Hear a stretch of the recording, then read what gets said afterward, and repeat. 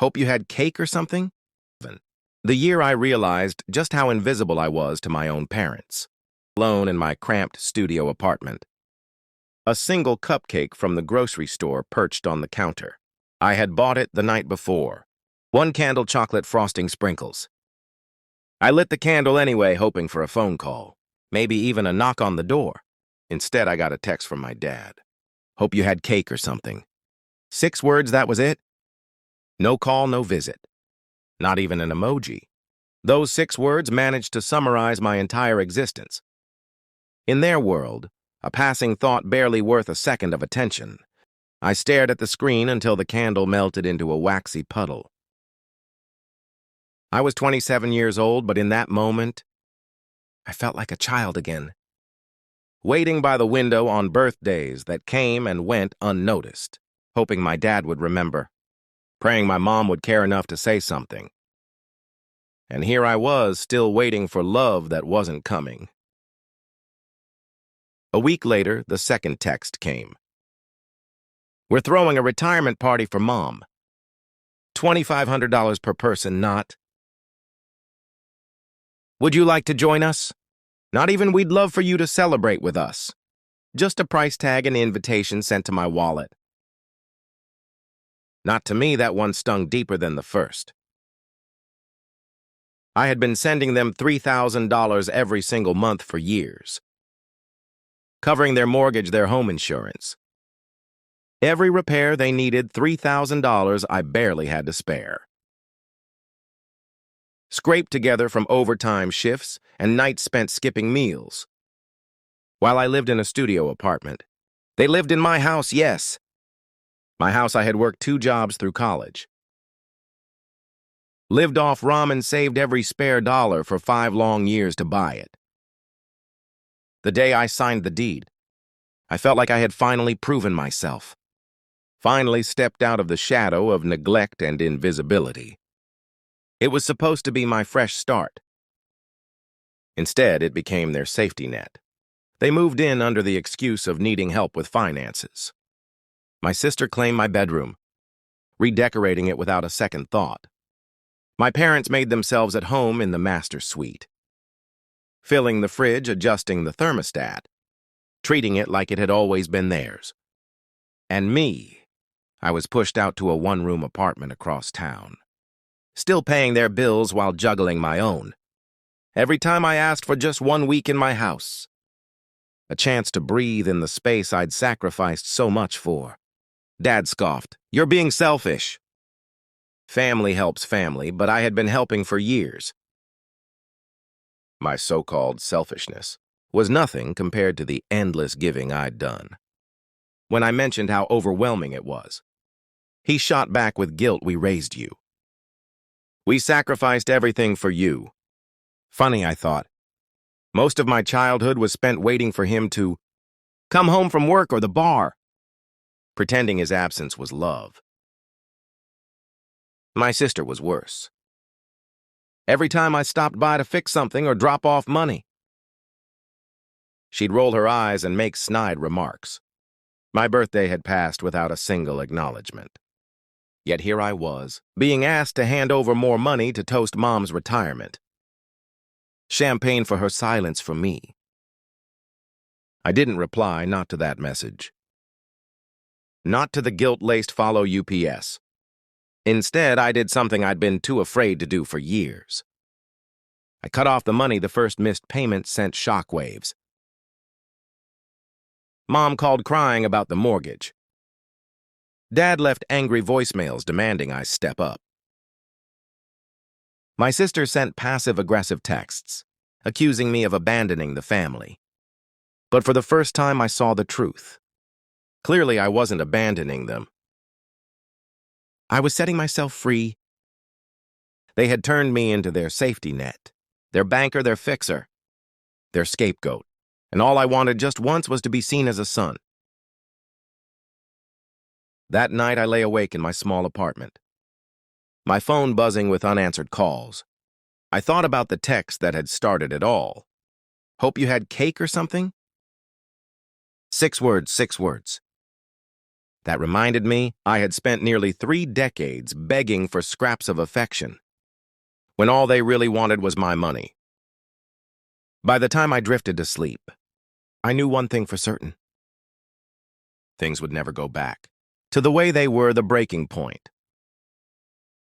The first month without that $3,000 transfer was like pulling a pin from a grenade.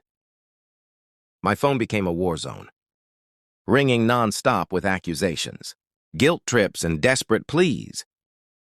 Mom's voice cracked on the line, dripping with rehearsed sorrow.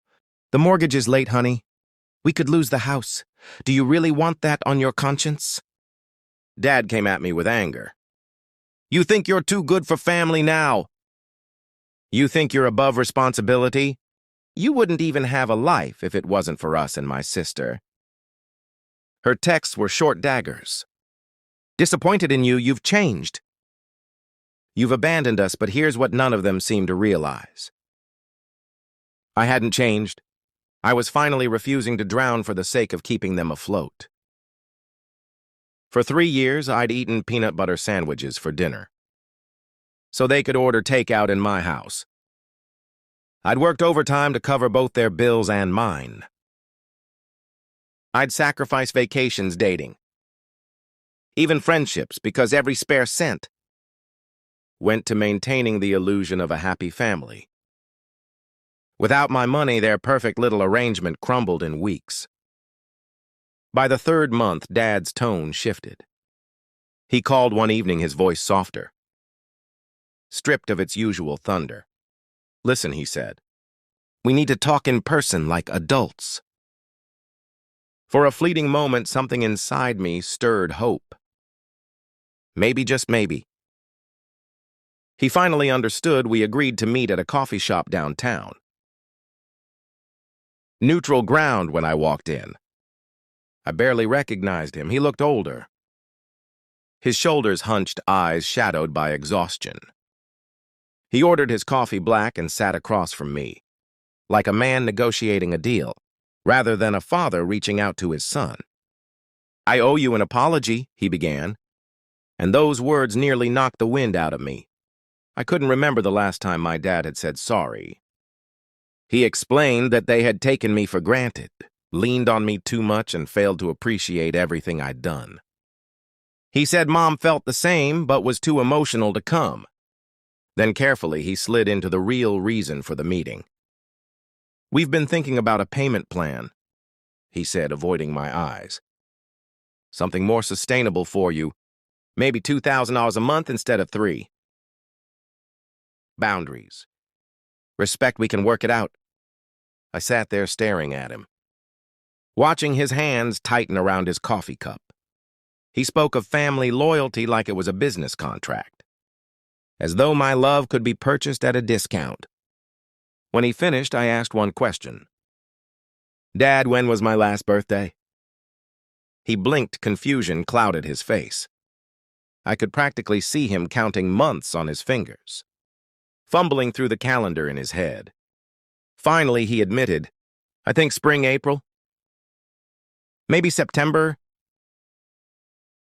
My birthday was September 15th, the same date it had been for 32 years. He couldn't even remember. I stood up my chair, scraping against the tile. He looked up, startled. "What does your birthday have to do with any of this?" he demanded. "Everything," I thought, "absolutely everything." Without another word, I walked out of that coffee shop.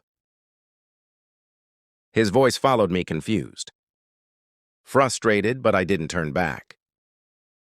That night, sitting in the silence of my apartment, I made the decision that would alter everything.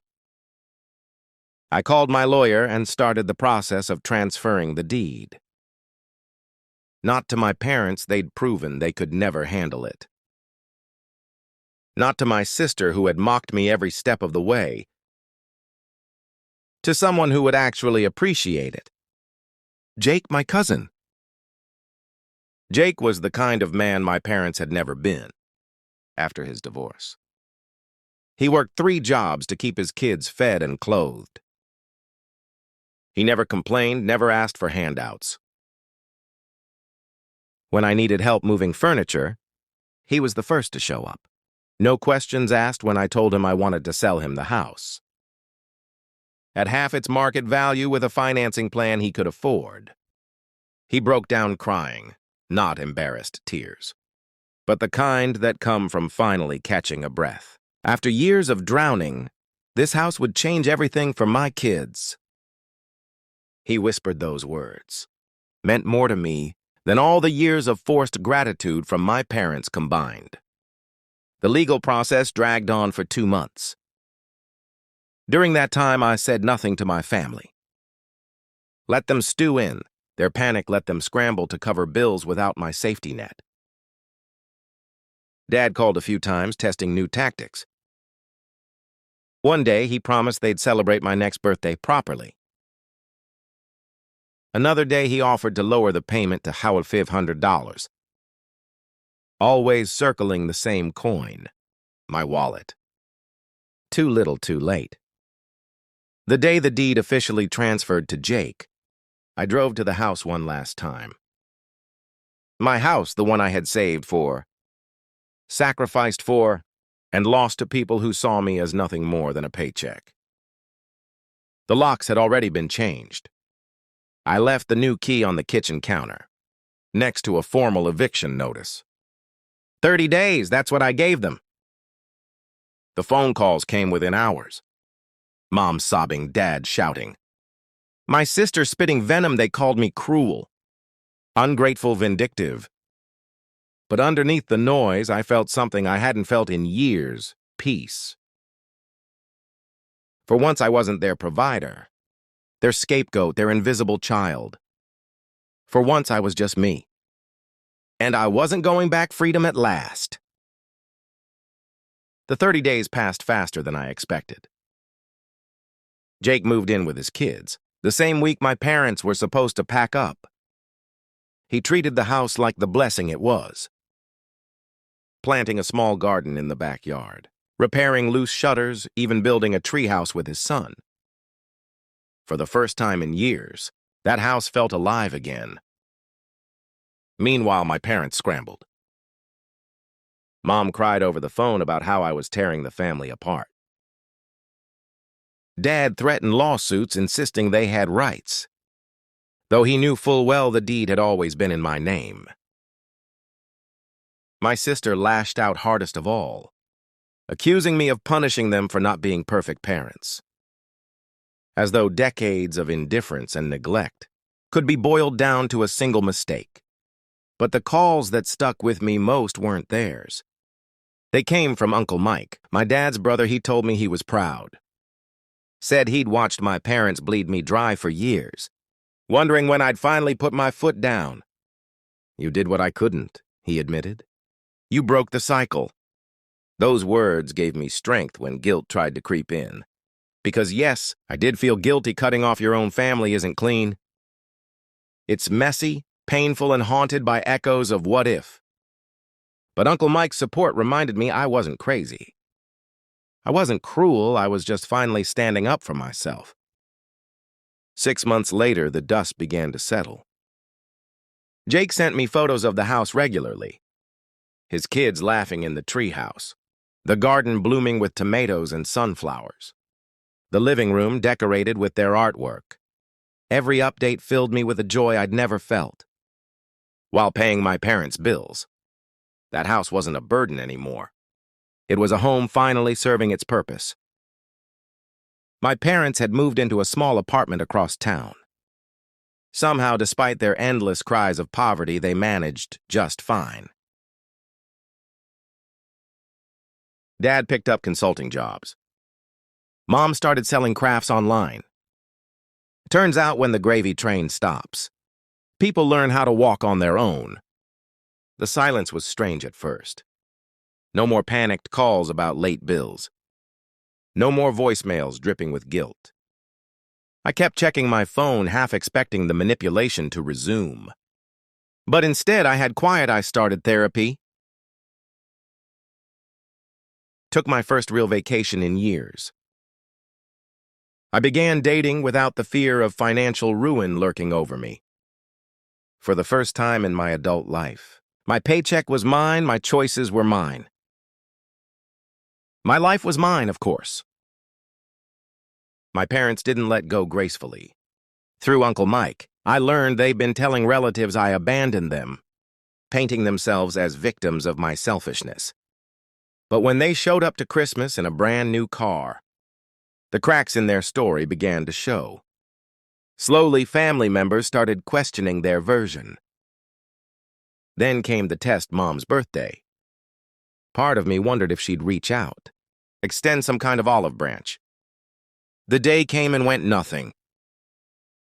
No invitation, no message, just silence. I wasn't surprised. I wasn't even hurt for once. I felt relief. A year later, my sister called out of the blue. Her marriage had crumbled. She was facing divorce, near penniless, and wanted a place to stay. She even apologized for the way she'd treated me. For a moment, I considered it. Then I remembered all the eye rolls, the mocking comments, the years she'd made me feel like a stranger in my own house. Helping her would only reopen wounds. I just started healing, so I said no. Not with cruelty, but with finality. She tried calling back, leaving voicemails that swung between anger and begging. Then she got Mom involved. Suddenly, I was bombarded with messages about family, forgiveness, and second chances. But I recognized the script. I'd heard it before. It wasn't about love. It was about need. I blocked their numbers. And for the first time, true silence settled in. 2 years later, I bought myself another house. One I didn't have to share. One I didn't have to fight to keep. It wasn't massive, but it was mine. Every brick, every shingle, every corner belonged to me. The difference was indescribable. One afternoon, I ran into Dad at the grocery store. He looked smaller, grayer. Weighed down by years, I hadn't been there to cushion. We stood by the apples, two strangers who used to share a last name. He asked how I'd been. I told him I was doing well. He said they were managing fine in their apartment. My sister had moved out of state. Normal updates exchanged like we were acquaintances. Then quietly, he said something I'll never forget. I understand why you did what you did. If I were in your shoes, I probably would have done the same. It wasn't an apology, not exactly. But it was acknowledgement for the first time. He saw me not as a wallet, but as a man who made a choice. We parted ways after that. No promises to call, no fake warmth. Just two people who had reached the end of what their relationship could be. That night, I sat in my living room with my dog curled beside me. For the first time in decades, I didn't ache for a family that never existed. Because I finally understood family isn't blood. It's people who show up, who see you. Who care for me? That meant Jake and his kids sending photos of their garden. It meant Uncle Mike's steady phone calls. It meant friends who remembered my birthday without being reminded. And most importantly, it meant me finally being enough for myself. I thought what I wanted was revenge, but what I found was better.